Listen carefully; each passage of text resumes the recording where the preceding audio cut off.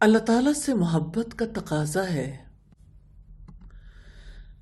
کہ انسان اپنے قول و عمل میں صرف ایک اللہ تعالیٰ کو بڑا جانے،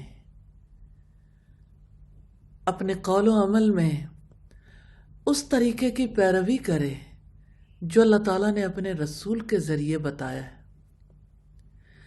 اب اگر ایسا ہو کہ ایک شخص یہ تو کہہ دے میں اللہ تعالیٰ سے محبت کرتا ہوں، میں اس پر ایمان رکھتا ہوں، مگر اپنے رویے میں اس کی خلاف ورزی کرے، تو اس کی محبت کا کیا مقام ہے اور اس کے ایمان کے معاہدے کا کیا مقام ہے؟ اللہ تعالیٰ کی نظر میں اس کا معاہدہ باطل ہو جائے گا، اس کو فائدہ نہیں پہنچائے گا۔ ایمان دراصل ایک قسم کا معاہدہ ہے۔ کوئی انسان جب ایمان کے الفاظ اپنی زبان سے ادا کرتا ہے تو وہ اللہ تعالیٰ کے سامنے یہ اقرار کرتا ہے کہ وہ اسی کو بڑا جانے گا اور اپنے قول میں، اپنے عمل میں صرف وہی کام کرے گا جو اللہ تعالیٰ کو پسند ہے۔ اللہ تعالیٰ کے نزدیک اسی کی محبت، اسی کا ایمان قابل قبول ہے جو کسی شخص کو اپنی پکڑ میں لے لے۔ انسان بولے تو وہی جو اللہ تعالیٰ کی پسند ہو، جو ایمان کے مطابق اسے بولنا چاہیے۔ انسان کرے تو وہی جو اللہ تعالیٰ کو پسند ہو، جو ایمان کے مطابق اسے کرنا چاہیے۔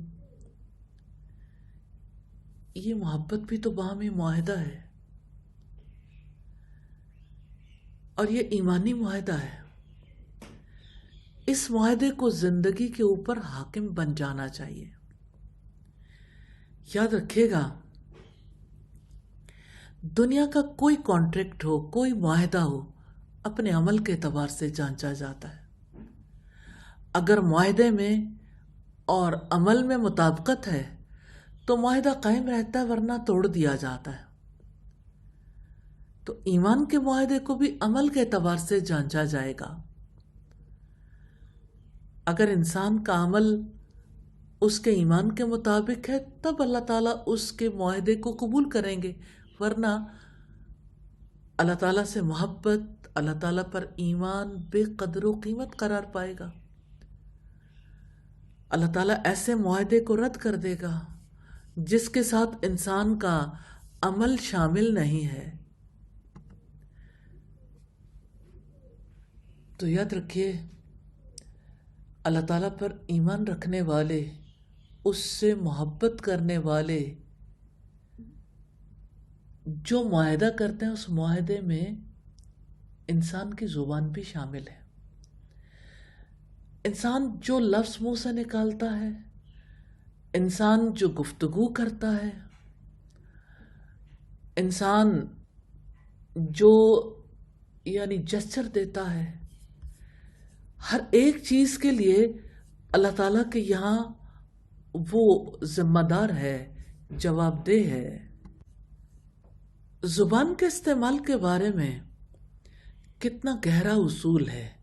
نبی صلی اللہ علیہ وسلم نے فرمایا، من کان یؤمن باللہ والیوم الآخر فلیقل خیرا او لیصمت۔ جو شخص اللہ تعالیٰ پر اور آخرت کے دن پر ایمان رکھتا ہے، اسے چاہیے کہ درست بات کرے ورنہ خاموش رہے۔ تو گفتگو کے بارے میں اللہ تعالیٰ سے محبت کرنے والے کا، ایمان رکھنے والے کا رویہ کیا ہونا چاہیے؟ وہ درست اور سچی بات کرے ورنہ خاموشی اختیار کرے۔ دوسرے اصول کو دیکھیے گا، سچی بات تو کی جا سکتی ہے لیکن جھوٹی بات نہیں کی جا سکتی، اور اس کی ریزن ہے۔ نبی صلی اللہ علیہ وسلم نے فرمایا، ان الصدق یہدی الی البر وان البر یہدی الی الجنہ۔ یقیناً سچ نیکی کی طرف راہ دکھاتا ہے اور نیکی جنت کی طرف لے جاتی ہے۔ انسان سچ بولتا رہتا ہے یہاں تک کہ اللہ تعالیٰ کے ہاں سچا لکھ دیا جاتا ہے، اور جھوٹ برائی کی طرف راہ دکھاتا ہے اور برائی جہنم کو لے جاتی ہے۔ ایک آدمی جھوٹ بولتا رہتا ہے حتیٰ کہ اللہ تعالیٰ کے نزدیک جھوٹا لکھ دیا جاتا ہے۔ اس وجہ سے اصولی بات، ہر اللہ تعالیٰ سے محبت کرنے والے کو جان لینی چاہیے، اپنی زندگی میں لانی چاہیے۔ گفتگو کرتے ہوئے سچی بات کریں، جھوٹ سے اجتناب کریں، اس لیے کہ سچ تو جنت کا راستہ ہے اور جھوٹ جہنم کی طرف لے جانے والا ہے۔ اسی طرح تیسری اہم بات یہ ہے کہ بلا ضرورت بولنے سے گریز کرنا چاہیے۔ نبی صلی اللہ علیہ وسلم نے زیادہ بولنے سے روکا ہے، کیونکہ جتنا بولیں گے غلطی اور جھوٹ کا احتمال بڑھے گا۔ آپ نے فرمایا کفا بالمرء کذبا ان یحدث بکل ما سمع، آدمی کے جھوٹا ہونے کے لیے اتنا کافی ہے کہ وہ ہر سنی سنائی بات تحقیق کے بغیر بیان کر دے۔ اللہ اکبر! کم بولنا عقل مندی کی نشانی ہے، ضرورت کے مطابق بولنا چاہیے۔ چوتھا اصول ہے، انسان کو کچھ الفاظ استعمال کرتے ہوئے یہ یقین ہونا چاہیے کہ واقعی ایسا ہے، ورنہ جب بات کا یقین نہ ہو تو قیاس آرائیاں کرتے ہوئے یہ الفاظ یوز نہیں کرنے چاہیے، میرا خیال ہے۔ آپ صلی اللہ علیہ وسلم کا فرمان ہے بئس مطیۃ الرجل زعم، انسان کا زعم و تکیہ کلام مذموم ہے۔ اٹکل پچو لگانا انسان کی سب سے بری سواری ہے۔ میرا خیال ہے یہ الفاظ اس وقت استعمال کرنے چاہیے جب کسی کو یقین ہو۔ ابو مرہ جو کہ ام ہانی کے غلام ہیں، کہتے ہیں فتح مکہ کے موقع پر ام ہانی نبی کریم صلی اللہ علیہ وسلم کی خدمت میں حاضر ہوئیں، عرض کرنے لگیں زعم ابن امی، میرے بھائی یعنی سیدنا علی کا خیال ہے کہ وہ ایک ایسے شخص کو قتل کریں گے جسے میں نے امان دے رکھی ہے، یعنی فلاں بن حبیرہ۔ اس کے جواب میں نبی کریم صلی اللہ علیہ وسلم نے فرمایا ام ہانی، جسے تم نے امان دی اسے ہم نے بھی امان دی۔ اب صلی اللہ علیہ وسلم نے سیدہ ام ہانی کو اس معاملے میں جہاں انہیں پختہ یقین تھا، یہ یقین دلایا ہے کہ آپ کی امان ہماری امان ہے۔ جب یقین نہ ہو تو میرا خیال ہے کہ الفاظ استعمال نہیں کرنے چاہیے۔ اسی طرح گفتگو کا اہم اصول ہے فتنہ و فساد والی بات کو آگے بیان نہیں کرنا چاہیے، جیسے بے مقصد کاموں میں مال خرچ کرنے، بغیر ضرورت کے کثرت سے سوال کرنے، اور لوگوں کو دینے کی بجائے ان کے مالوں پر نظر رکھنے سے منع کیا ہے۔ نبی صلی اللہ علیہ وسلم نے فرمایا اللہ تعالیٰ نے تم پر ماؤں کی نافرمانی، لڑکیوں کو زندہ دفن کرنا، ان کے حقوق ادا نہ کرنا، ان سے ناحق مطالبات کرنا حرام قرار دیا، اور اس نے تمہارے لیے فضول باتیں، کثرت سے سوال کرنا اور مال کو ضائع کرنا ناپسند کیا۔ تو اللہ تعالیٰ کو جو بات سخت ناپسند ہے اس کو زندگی میں اختیار نہیں کرنا۔ کیسے ہو سکتا ہے کہ ایک انسان اللہ تعالیٰ سے محبت کرے اور جو کام اللہ تعالیٰ کو سخت ناپسند ہے، یعنی فضول گفتگو، یوں ہی گپ شپ، یوں ہی گوسپس کرنا، تو وہ کام انسان اپنی زندگی میں اختیار کر لے۔ اسی طرح سے آپ صلی اللہ علیہ وسلم نے سخت گفتگو، فحش کلامی اور بد زبانی سے بچنے کا حکم دیا ہے۔ آپ نے شرم و حیا کا دامن تھامنے کا حکم دیا ہے۔ آپ نے فرمایا الحیاء من الایمان والایمان فی الجنہ والبذاء من الجفاء والجفاء فی النار۔ حیا ایمان کا حصہ ہے اور ایمان جنت میں لے جانے والا ہے، جبکہ بد زبانی، فحش گوئی جفا ہے اور جفا جہنم میں لے جانے والی ہے۔ تو جس چیز سے اللہ تعالیٰ سے محبت کرنے والے کو رکنا چاہیے، فحش کلامی، بد زبانی۔ اب سوچئے کوئی کسی سے کلام کر رہا ہے اور اس سے تانا دے رہا ہے یا اس پر لعنت بھیج رہا ہے یا اپنے سے بڑوں کے ساتھ بد تہذیبی سے بات کر رہا ہے یا سخت گفتگو کر رہا ہے، تو نبی صلی اللہ علیہ وسلم نے اس سے روکا ہے، کیونکہ اللہ تعالیٰ کو سخت ناپسند ہے۔ اسی طرح اب صلی اللہ علیہ وسلم نے فضول بحث کرنے، جھگڑنے اور جھوٹ بولنے سے روکا ہے، کیونکہ اللہ تعالیٰ سے محبت کرنے والے، ایمان لانے والے کے لیے یہ طرز زندگی اختیار کرنا اللہ تعالیٰ سے محبت کو نفرت میں بدلنے کا باعث بن جائے گا۔ آپ نے حسن اخلاق کی ترغیب دلائی ہے، کیونکہ حسن اخلاق کے نتیجے میں جنت مقدر بن جاتی ہے۔ نبی صلی اللہ علیہ وسلم نے فرمایا انا زعیم ببیت فی ربض الجنہ، میں جنت کے اطراف میں گھر کی ضمانت دیتا ہوں۔